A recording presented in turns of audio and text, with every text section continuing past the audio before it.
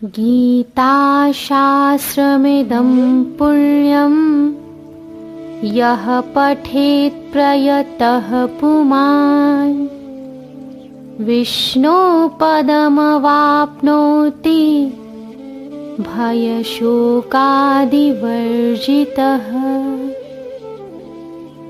परम पुण्य प्रतापदायिनी श्रीमद् भगवद गीता को नमस्कार करते हुए मैं आकांक्षा मधुर आप समस्त श्रोतागण का अभिवादन करती हूँ। आप सुन रहे हैं बुक ऑडियो जो लेकर आया है आपके लिए श्रीमद् भगवद गीता के अमृत वचन अर्थ और मर्म सहित। प्रिय श्रोतागण, पिछले अध्याय में आपने सुना कि अर्जुन को सभी प्रकार के ज्ञान देते हुए किस प्रकार श्री भगवान अपने विश्व रूप का दर्शन कराते हैं। यह दर्शन भगवान द्वारा अर्जुन को दिव्य दृष्टि प्रदान करने पर ही संभव हो पाता है। भगवान के विश्व रूप दिव्य रूप का दर्शन करने के पश्चात अर्जुन भयभीत हो उठते हैं। वे याचना करते हैं प्रभु से सामान्य रूप में आने के लिए। उसके पश्चात श्री भगवान अपना चतुर्भुज तथा सामान्य रूप भी अर्जुन को दिखाते हैं। चतुर्भुज रूप की महिमा के वर्णन के साथ ही पिछला अर्थात 11वां अध्याय समाप्त होता है। प्रिय श्रोतागण, अब आप सुनेंगे अगला अर्थात 12वां अध्याय जिसका नाम है भक्ति योग। प्रिय श्रोतागण, इस अध्याय में साकार और निराकार उपासकों की उत्तमता का निर्णय और भगवत प्राप्ति के उपाय के विषय का वर्णन है। उसके पश्चात भगवत प्राप्त पुरुषों के लक्षण का वर्णन है। तो आइए प्रारंभ करते हैं श्रीमद् भगवद गीतामृत का 12वां अध्याय भक्ति योग। श्री परमात्मने नमः। अर्जुन उवाच एवं सततयुक्ता ये भक्तास्त्वां पर्युपासते ये चाप्यक्षरमव्यक्तम् तेषां के योगवित्तमा। अर्जुन ने श्री भगवान से पूछा, जो आपकी सेवा में सदैव तत्पर रहते हैं या जो अव्यक्त निर्विशेष ब्रह्म की पूजा करते हैं, इन दोनों में से किसे अधिक पूर्ण अधिक सिद्ध माना जाए। प्रिय श्रोतागण, सामान्यतः आध्यात्मवादियों अर्थात ब्रह्म के उपासकों को 2 श्रेणियों में विभाजित किया जा सकता है। पहला निर्विशेषवादी और दूसरा सगुणवादी। सगुणवादी भक्त अपनी सारी शक्ति से परमेश्वर की सेवा करता है, अर्थात वह परमेश्वर के किसी रूप को मानकर और उसमें मन धन तन से लग जाता है, पूर्ण रूप से परमेश्वर की सेवा करता है। निर्विशेषवादी भी ब्रह्म को ही मानता है, किंतु वह प्रत्यक्ष रूप से न करके अप्रत्यक्ष ब्रह्म का ध्यान करता है, अर्थात वह ब्रह्म के किसी साकार रूप को नहीं मानता। वह अदृश्य अप्रत्यक्ष ब्रह्म की उपासना करता है। तो इन दोनों प्रकार के भक्तों में किसकी भक्ति किसकी उपासना उत्तम है, यही प्रश्न पूछते हैं अर्जुन श्री कृष्ण से। और अवश्य ही श्री कृष्ण अपने भक्त के इस प्रश्न का उत्तर देते हैं। श्री कृष्ण इस प्रश्न का क्या उत्तर देते हैं, आइए सुनते हैं। श्री भगवानुवाच मय्यावेश्य मनो ये मां नित्ययुक्ता उपासते श्रद्धया परयोपेतास् ते मे युक्ततमा मता। श्री भगवान ने कहा, जो लोग अपने मन को मेरे साकार रूप में एकाग्र करते हैं और अत्यंत श्रद्धा पूर्वक मेरी पूजा करने में सदैव लगे रहते हैं, वे मेरे द्वारा परम सिद्ध माने जाते हैं। अर्थात यह कि दोनों प्रकार के भक्तों में श्री भगवान साकार ब्रह्म की उपासना करने वाले भक्त को सिद्ध मानते हैं और वही अधिक उत्तम है, उसे ही सर्वोत्तम कहते हैं श्री भगवान। किंतु इसके साथ ही निराकार ब्रह्म की उपासना करने वाले की गति और स्थिति भी स्पष्ट करते हैं, क्योंकि साकार ब्रह्म की उपासना करे या निराकार ब्रह्म की उपासना, उसे ब्रह्म की प्राप्ति तो होगी ही, परंतु वह जो साकार ब्रह्म की उपासना करता है, जो ईश्वर के साकार रूप में अपना मन लगाता है, वह क्यों अधिक उत्तम है, यह स्पष्ट करते हैं श्री कृष्ण अगले श्लोकों में। ये त्वक्षरमनिर्देश्य मव्यक्तं पर्युपासते सर्वत्र गमचिन्त्यं च कूटस्थमचलं ध्रुवम् सन्नियम्येन्द्रियग्रामं सर्वत्र समबुद्धयः ते प्राप्नुवन्ति मामेव सर्वभूतहिते रता। श्री कृष्ण कहते हैं कि साकार ब्रह्म की उपासना करने वाले मेरे द्वारा परम सिद्ध माने जाते हैं, लेकिन जो लोग अपनी इंद्रियों को वश में करके तथा सबके प्रति समभाव रखकर परम सत्य की निराकार कल्पना के अंतर्गत उस अव्यक्त की पूरी तरह से पूजा करते हैं, अर्थात निराकार ब्रह्म की उपासना करते हैं, जो कि इंद्रियों की अनुभूति से परे है, सर्वव्यापी है, अकल्पनीय है, अपरिवर्तनीय है, अचल तथा ध्रुव है। वे समस्त लोगों के कल्याण में संलग्न रहकर अंततः मुझे प्राप्त करते हैं।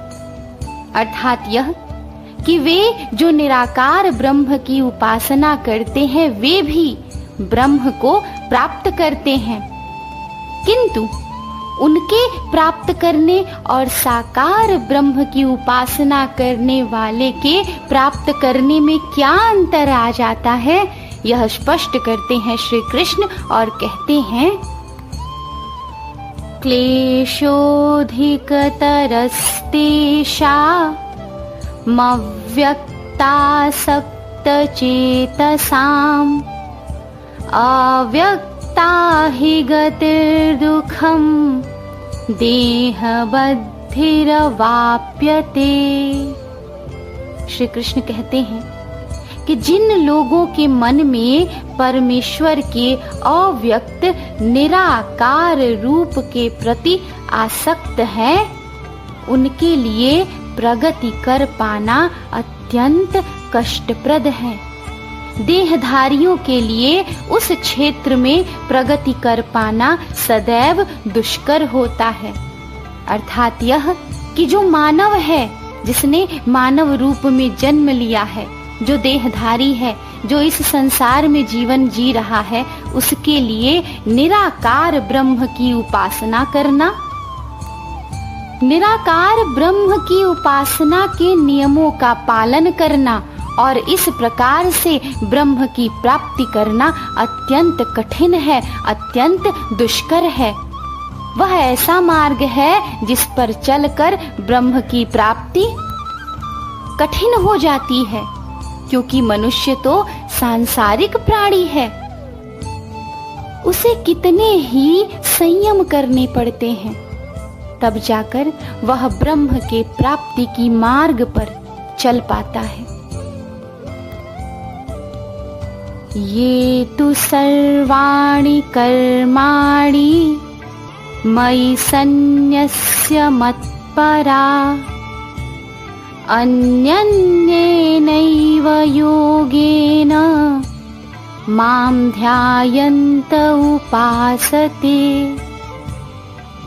तेषामहं समुद्धर्ता मृत्युसंसारसागरात् भवामि न चिरात् पार्थ मय्यावेशितचेतसाम्।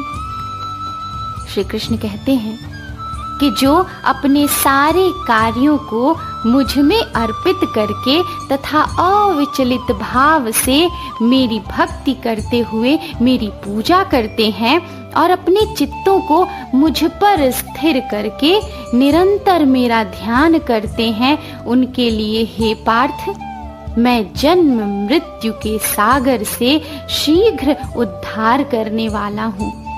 अर्थात यह कि वे जो साकार ब्रह्म की उपासना करते हैं, जो ब्रह्म के एक स्वरूप में श्रद्धा रखते हुए सारे कर्म सारे भाव उन्हें अर्पित कर देते हैं, उनका ब्रह्म उद्धार अवश्य करते हैं और यह मार्ग अवश्य ही निराकार मार्ग से सरल है।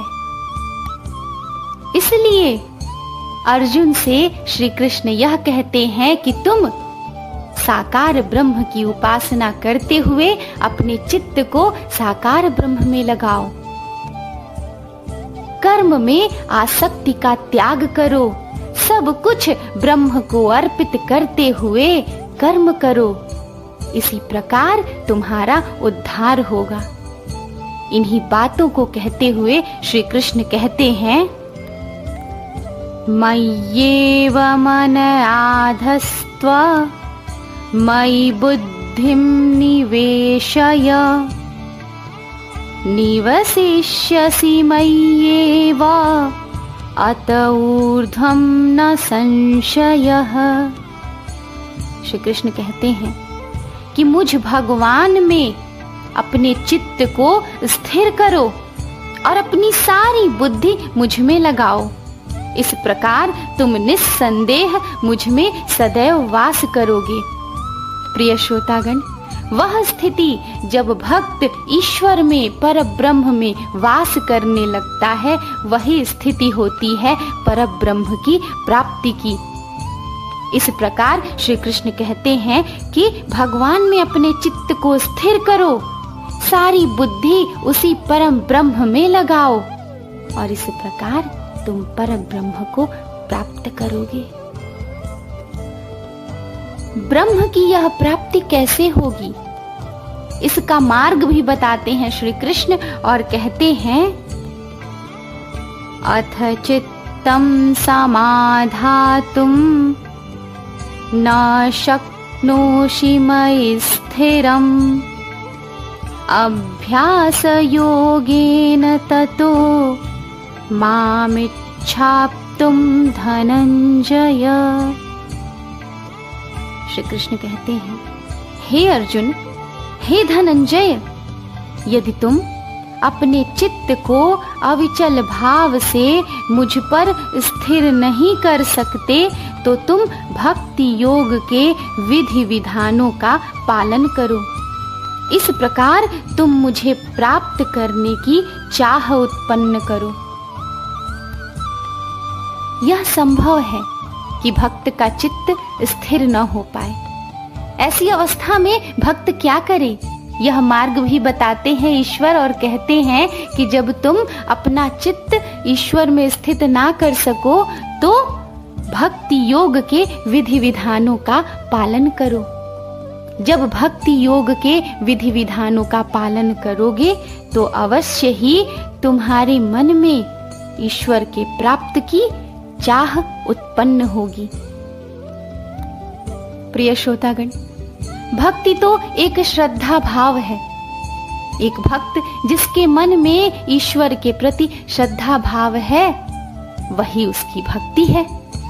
परंतु यदि वह ईश्वर में अपना चित्त स्थिर नहीं कर पाता, तो वह भक्ति योग के विधि विधानों का पालन करके ईश्वर की प्राप्ति की चाह अपने हृदय में उत्पन्न कर सकता है। और यह चाह उत्पन्न होने के पश्चात वह अवश्य ही परब्रह्म की प्राप्ति कर सकता है। परंतु क्या हो यदि भक्त भक्ति योग के विधि विधानों का पालन न कर पाए? इसका समाधान भी बताते हैं श्री कृष्ण और कहते हैं, अभ्यासेप्यसमर्थोऽसि मत्कर्म परमो भव मदर्थमपि कर्माणि कुर्वन् सिद्धिमवाप्स्यसि। श्री कृष्ण कहते हैं कि यदि तुम भक्ति योग के विधि विधानों का भी अभ्यास नहीं कर सकते, भक्ति योग के विधि विधानों का पालन नहीं कर सकते, तो मेरे लिए कर्म करने का प्रयत्न करो, क्योंकि मेरे लिए कर्म करने से तुम पूर्ण अवस्था अर्थात सिद्धि को प्राप्त होगे। ईश्वर के लिए कर्म करना क्या है? ईश्वर के लिए कर्म करना अर्थात कर्म करना, परंतु उसमें या उसके फल में आसक्ति न रखना, इंद्रियों को वश में रखना, समस्त प्राणियों के प्रति समभाव रखना। ऐसा करने से, इस प्रकार कर्म करने से वह योगी, वह भक्त पूर्ण अवस्था अर्थात सिद्धि को प्राप्त कर लेगा। परंतु क्या हो कि भक्त अपने कर्म को इस प्रकार न कर सके कि वे अपने समस्त कर्म ईश्वर को अर्पित कर दें। ईश्वर के लिए समस्त कर्म करने में यदि भक्त असमर्थ हो, तो फिर वह क्या करे? फिर वह कौन सा मार्ग अपनाए? इसका समाधान भी श्री कृष्ण बताते हैं, क्योंकि वे तो परब्रह्म परमात्मा हैं। उनके पास तो हर समस्या का समाधान है। हर मार्ग जहां बंद हो जाता है, वहां ईश्वर एक नया मार्ग खोले रहते हैं। ऐसे ही एक भक्त जिसे ब्रह्म की प्राप्ति करनी है, उसके लिए एक मार्ग यदि संभव नहीं है, तो दूसरा मार्ग भी बताते हैं श्री भगवान और कहते हैं, अथैतदप्यशक्तोऽसि कर्तुं मद्योगमाश्रितः सर्वकर्मफलत्यागं ततः कुरु यतात्मवान्। श्री कृष्ण कहते हैं कि यदि तुम मेरे इस भावनामृत में कर्म करने में असमर्थ हो, अर्थात सभी कर्म तुम ईश्वर के लिए कर रहे हो, ऐसा नहीं सोच पा रहे हो, ऐसा सोचकर कर्म करने में असमर्थ हो, तो तुम अपने कर्म के समस्त फलों को त्याग कर कर्म करने का तथा आत्मस्थित होने का प्रयत्न करो। प्रिय श्रोतागण, हो सकता है कि कोई व्यक्ति सामाजिक, पारिवारिक या धार्मिक कारणों से या किसी अन्य अवरोध के कारण अपने समस्त कर्मों को ईश्वर को समर्पित न कर पा रहा हो।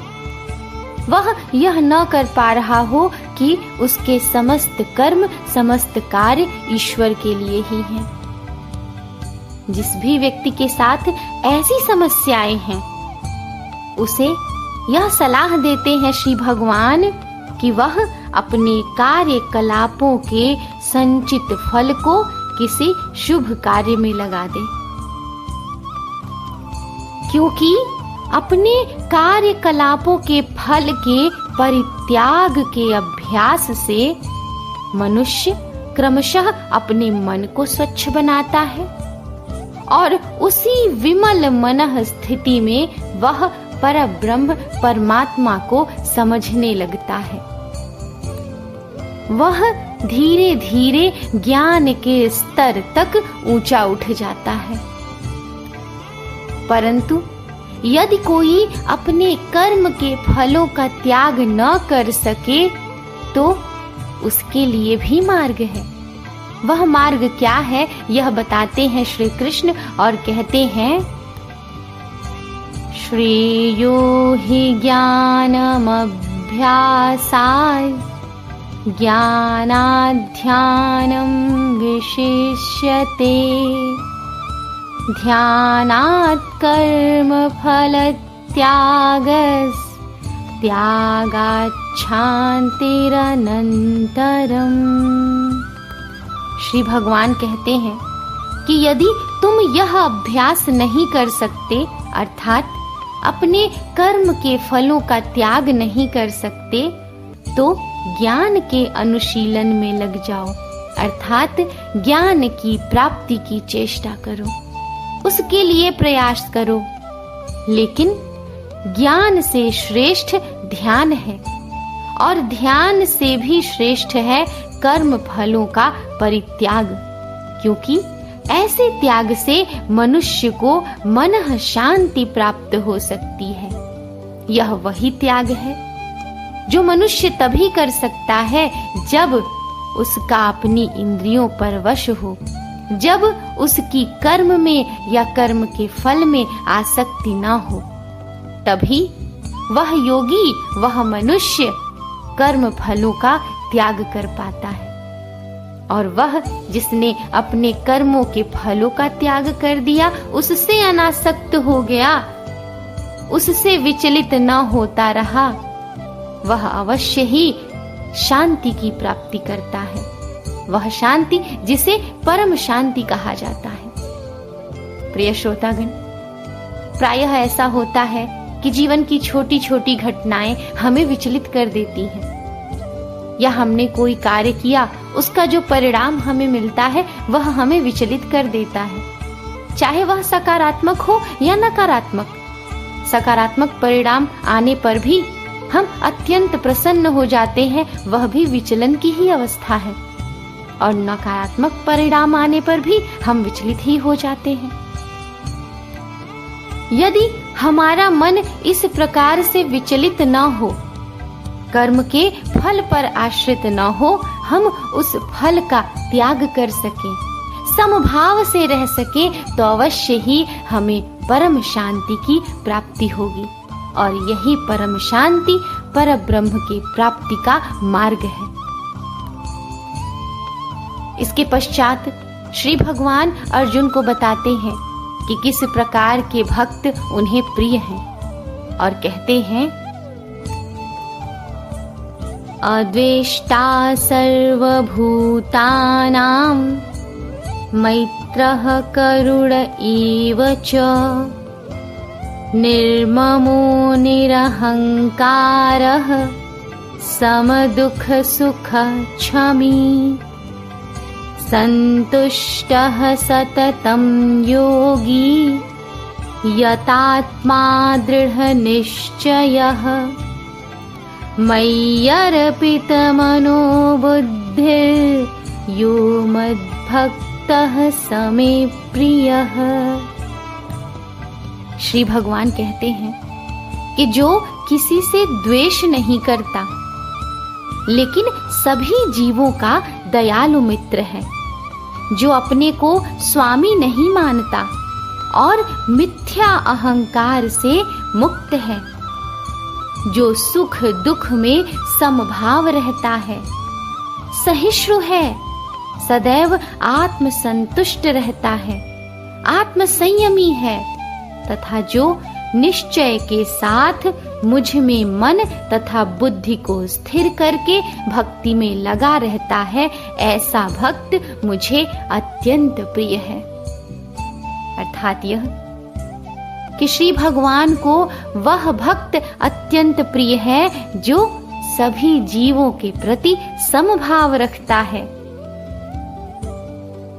जिसे अहंकार नहीं है, जो सदैव अपनी आत्मा से तृप्त रहता है, संतुष्ट रहता है, जिसका स्वयं पर संयम है और जो ब्रह्म में आस्था रखता है और इस आस्था के साथ ही उनकी उपासना करता है। मन और बुद्धि को स्थिर करके भक्ति में लगा रहता है, वही श्री भगवान को अत्यंत प्रिय है।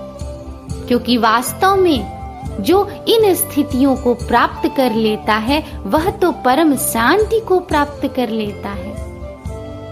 फिर जिसने परम शांति की प्राप्ति कर ली उसके लिए ब्रह्म की प्राप्ति भी तो सरल ही हो जाती है। यस्मान्नो द्विजते लोको लोकान्नो द्विजते च यः हर्षामर्षभयोद्वेगैर्मुक्तो यः स च मे प्रियः। श्री भगवान आगे कहते हैं कि जिससे किसी को कष्ट नहीं पहुंचता तथा जो अन्य किसी के द्वारा विचलित नहीं किया जाता, अर्थात जो न किसी को कष्ट पहुंचाता है और न ही किसी की बातों से, किसी की भावनाओं से, किसी भी प्रकार के परिणामों से विचलित होता है, जो सुख दुख में, भय तथा चिंता में समभाव रहता है, वह मुझे अत्यंत प्रिय है। अनपेक्षः शुचिर्दक्ष उदासीनो गतव्यथः सर्वारंभ परित्यागी यो मद्भक्तः स मे प्रियः। श्री कृष्ण कहते हैं, मेरा ऐसा भक्त जो सामान्य कार्यकलापों पर आश्रित नहीं है, जो शुद्ध है, दक्ष है, चिंता रहित है, समस्त कष्टों से रहित है और किसी भी फल के लिए प्रयत्नशील नहीं रहता, वह मुझे अतिशय प्रिय है। अर्थात वह जो कर्मों से बंधा नहीं है, वह कर्म तो करता है परंतु कर्म के फल पर आश्रित नहीं रहता, उसका मन शुद्ध है, वह दक्ष है और चिंताओं से मुक्त है। जब चिंताओं से मुक्त है तो अवश्य ही कष्टों से भी मुक्त है। वही भक्त श्री भगवान को अत्यंत प्रिय है। यो न हृष्यति न द्वेष्टि न शोचति न कांक्षति शुभाशुभ परित्यागी भक्तिमान्यः स मे प्रियः। श्री कृष्ण कहते हैं कि जो न कभी हर्षित होता है न शोक करता है, जो न तो पछताता है न इच्छा करता है, तथा जो शुभ तथा अशुभ दोनों प्रकार की वस्तुओं का परित्याग कर देता है, ऐसा भक्त मुझे अत्यंत प्रिय है। अर्थात वह भक्त जो ज्ञान की पराकाष्ठा प्राप्त कर चुका है, क्योंकि यह सभी गुण एक मनुष्य में तभी आ सकते हैं जब उसे ज्ञान की प्राप्ति हो चुकी हो। एक ज्ञानवान योगी ही ऐसा कर सकता है कि वह किसी भी परिस्थिति से विचलित न हो, न हर्षित हो, न शोक करे, न पछताए, न इच्छा करे और शुभ तथा अशुभ दोनों प्रकार की वस्तुओं का परित्याग कर सके। और वही भक्त श्री भगवान को अत्यंत प्रिय है। समः शत्रौ च मित्रे च तथा मानापमानयो शीतोष्ण सुख दुःखेषु समः संग विवर्जितः तुल्यनिन्दास्तुतिर्मौनी संतुष्टो येन केनचित् अनिकेतः स्थिरमतिर्भक्तिमान् मे प्रियो नरः। श्री कृष्ण कहते हैं कि जो मित्रों तथा शत्रुओं के लिए समान है, अर्थात जिसके लिए यह सृष्टि सम है, जिसके हृदय में सबके लिए समभाव है, चाहे वह मित्र हो चाहे वह शत्रु हो, जो मान तथा अपमान, शीत तथा गर्मी, सुख तथा दुख, यश तथा अपयश में समभाव रखता है, अर्थात उसका मान हो या अपमान हो, उसे सुख मिले या दुख मिले, उसे यश मिले या अपयश मिले, उसका कोई प्रभाव उस पर नहीं पड़ता। जो दूषित संगति से सदैव मुक्त रहता है, अर्थात जो दूषित संगति में नहीं रहता, उन लोगों के साथ नहीं रहता जो कलुषित भावना के हैं, जो सदैव मौन और किसी भी वस्तु से संतुष्ट रहता है, अर्थात जो मेरे पास है मैं उसमें संतुष्ट हूँ, मैं नहीं तड़प रहा उस वस्तु के लिए जो मेरे पास नहीं है, मैं नहीं विचलित हूँ उस प्राप्य के लिए जिसे प्राप्त करना मेरे लिए दुष्कर हुआ जा रहा है। जो किसी प्रकार के घर बार की परवाह नहीं करता, जो ज्ञान में दृढ़ है और जो भक्ति में संलग्न है, ऐसा पुरुष मुझे अत्यंत प्रिय है। प्रिय श्रोतागण, भगवान श्री कृष्ण इस समय अर्जुन को यह बता रहे हैं कि किस प्रकार के भक्त उन्हें सर्वाधिक प्रिय हैं, अत्यंत प्रिय हैं। भक्त के ये गुण अवश्य ही अद्भुत हैं और इन गुणों को धारण करने वाले भक्त तो विरले ही होते हैं। आसान नहीं ऐसे भक्त होना। अवश्य ही परब्रह्म की कृपा दृष्टि पाने के लिए ये परित्याग तो सामान्य सी बात है। और अब भक्त के ही गुण बताते हुए इस अध्याय का अंतिम श्लोक इस प्रकार है। ये तु धर्मामृतमिदं यथोक्तं पर्युपासते श्रद्धाना मत्परमा भक्तास्तेतीव मे प्रिया। श्री भगवान श्री कृष्ण अर्जुन से कहते हैं कि जो इस भक्ति के अमर पथ का अनुसरण करते हैं, अर्थात जो भक्ति योग का अनुसरण करते हैं और जो मुझे ही अपना चरम लक्ष्य बनाकर श्रद्धा सहित पूर्ण रूपेण संलग्न रहते हैं, वे भक्त मुझे अत्यधिक प्रिय हैं। ओम तत्सदिति श्रीमद्भगवद्गीतासूपनिषत्सु ब्रह्मविद्यायां योगशास्त्रे श्रीकृष्णार्जुनसंवादे भक्तियोगो नाम 12वादशोऽध्यायः। प्रिय श्रोतागण, इस अध्याय में आपने सुना कि किस प्रकार श्री कृष्ण अर्जुन को भक्ति योग के बारे में बताते हैं, भक्ति योग का ज्ञान देते हैं और उसके पश्चात यह बताते हैं कि किन गुणों को धारण करने वाले भक्त श्री भगवान को अत्यंत प्रिय होते हैं। प्रिय श्रोतागण, वे सभी गुण तो अत्यंत ही विलक्षण हैं, परंतु फिर भी उनमें से कुछ गुण हम अवश्य धारण कर सकते हैं। जैसे समभाव, समस्त प्राणियों के प्रति समभाव रखना, किसी भी परिस्थिति में एक जैसा रहना, अत्यधिक प्रसन्न न होना, अत्यधिक दुखी न होना, स्वयं के प्रति समभाव रखना, मन को अत्यधिक विचलित न होने देना, क्योंकि इन्हीं सब भावों से मन शांति की ओर अग्रसर होता है। और मन जब शांति की प्राप्ति कर लेता है तो अवश्य ही वह अवस्था अद्भुत होती है। जीवन में यदि वास्तव में कुछ प्राप्य है तो वह यही शांति है। हम कर्म करें, कर्म के फल का भोग भी करें, परंतु उसमें इस प्रकार आसक्त ना हो जाए कि वह हमारे दुखों का कारण बन जाए। आसक्ति को कम करें, अनासक्ति की ओर बढ़ें और स्वयं को प्रसन्न रखें, मन को शांत रखें। इस प्रकार परमात्मा की आराधना करें। अब अगला अर्थात 13वां अध्याय मैं लेकर आऊंगी आपके लिए यही अर्थात बुक ऑडियो पर ही। आप सभी को आकांक्षा मधुर की तरफ से नमस्कार। जय श्री कृष्णा।